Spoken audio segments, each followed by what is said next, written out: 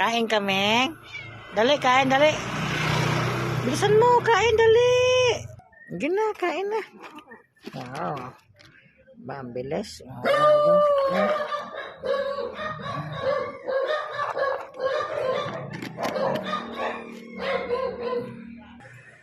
Tatlo na sila. Tatlo na. Yung isa ayaw kumain. Yung ito isa. Ayan pagkain niya, iniwanan lang. Ayaw. Shush. Nakatingin lang siya. Nakatingin lang. Ito naman. Tara, kain. Ito. Oo, basa-basaan kayo. Ming. Kain, Ming. Kain. Ming. Oh, kain na, kain. Dito. Kain. Ubos yan ha.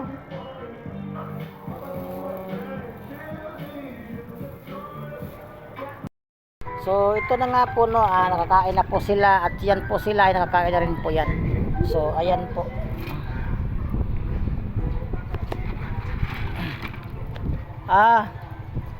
So, ayan po, no, naghihintay po yan sila. Okay. So, lawit na po yung kanila pong mga dila. So, ayan po, nakakain na po sila, no. Ito siya ay mahilig po yan, baka siya matusok. Mahilig po talaga sa dyan, kumakapit. Para po sa toko dyan, kumakapit siya. So, ayan po yung iba. So, ito nga po, Madam Lea Bourbon, nandito po, kaharap ko na po ngayon yung aso. So, ayan. Ayan po yung loob po. Yan po yung loob. Nandito na po yung mga aso sa pader. Umakit rin po ako sa pader po, no, dahil nga po siguro tulog po yung owner. Ayan siya. So, ayan po. Umakit na po sila at tumatong-patong na po rito.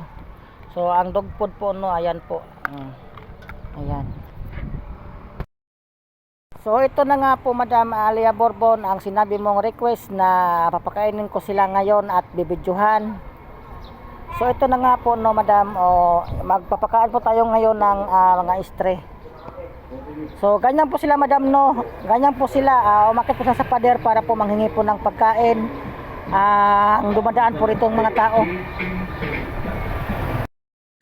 So, tuwang-tuwa na po sila, no, dahil nga po ay dumating na po ako at ate po sa papakainin. Araw po ito ng Lunes. Sila po ay nagtiis po sila kahit po ay sobra pong init at nandiyan po sila sa taas ng pader. Bali, 6 po itong aso po, no. Yung iba nandoon po sa pinto. Yung iba. Pero nakausap ko na po yung owner nito at saka sabi niya ay iparescue na lang na po niya yung mga aso niya. Kasi nga hindi na po niya po mapapakain po, no. God bless. So, ayan nga po, no, isa po siyang bulag at saka pilay-pilay po siya. So, wala po tayong lagyan po, no. Ayan po. Isa po siyang bulag na aso.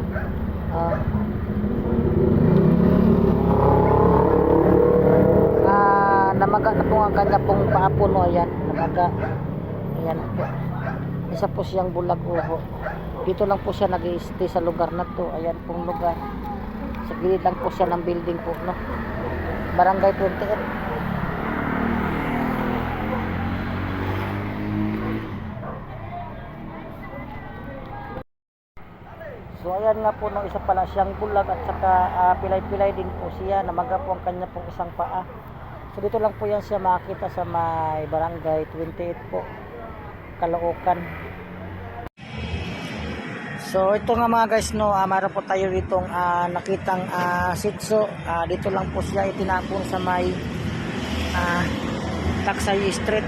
Isa po siyang sitso na itinapon po dito po. Siguro nabali yung kanya pong paa. So, ayan po yung location po ng Taksay po, no. Barangay 28, May Paho, Caloocan City. Dito lang po yan siya sa pader. So, ayan po yung sitso po, no. Dito ko siya nilagay sa i-trike muna. So, ayan po. humihinga naman po siya, no.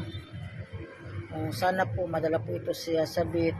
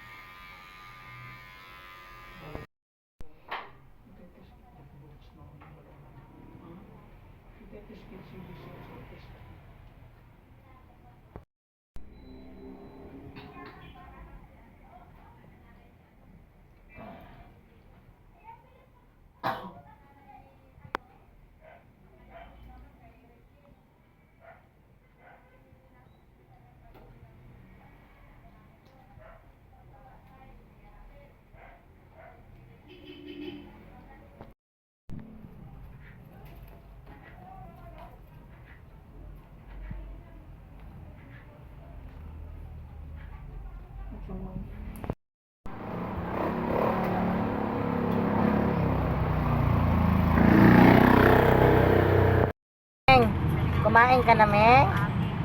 Ha? Hindi pa? Hindi ka pa kumain? Okay. Ano na, kain na. Sus, kay buntis ka man. Buntis ka na. Sus, buntis. Ano na, kain na. Ayaw? Ayaw. Ayaw daw niya. Ay, ayaw. So ayan nga po mga guys, no, ate po sa daanan. At ayun nga po, nandito po tayo para po sa mga istri na ate po madadaanan at ate po silang mabigyan ng pagkain. Sarap yung gulay. So ayan po mga guys, no, siya po ay buntis na Mingming. Meron nga kayo na doong kumakain pero di po siya nabigyan. Yan po ay kantin pero yun nga, nadaan ako rito at binigyan ko siya. Umorder po ako ng pagkain na gulay at saka kanin. Ayan, kumain naman po sa mga guys, no. Maraming salamat po. God bless.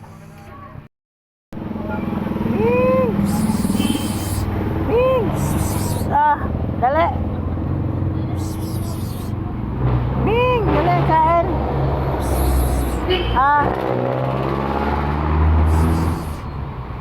Kain na. Ayaw. Meng, kain ka? Ha? Kain. Sige, kain ka, ha? Ubos yan, ha? Okay.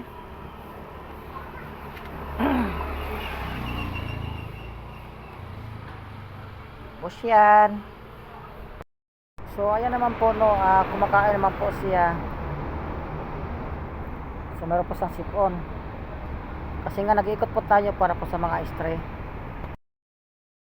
Kaya na po mga guys, no, sunod siya sa lalaki. Tapos hindi siya pinapansin kanya ng lalaki kanina. Gutom na gutom pala siya. Miyaw siya ng miyaw kanina. So ito sunod. Kaya ayan. Yes! Gutom ay! Grabe yung gutom na. Grabe yung gutom. So dito lang po siya makikita sa may Talilong Street, Barangay 35, Paipaho, Caloocan City. Itong si Mingming. Gutom daw siya. Wawa. Ay, gutom.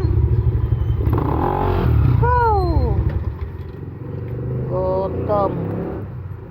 Grabe yung gutom na. So,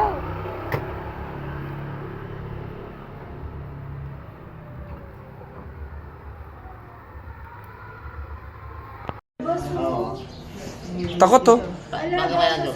Walang kwenta owner, no? Ano kaya ito? Halawa yung mga aso talaga. Ano kaya lalagay ko? So dito lang po yan siya makita sa may San Mateo po no. Itong mga pusa. Sila po ay mga stray na po lahat. At yung puti, may anak po siyang maliit. Ayan po yung kanya pong anak. Medyo mailap po yung kanya pong anak po no. So ayan. Dito lang po sila makikita sa may Pasig, ay ano, San Mateo Street, Barangay 35. Ayan, nakakain na po silang lahat no.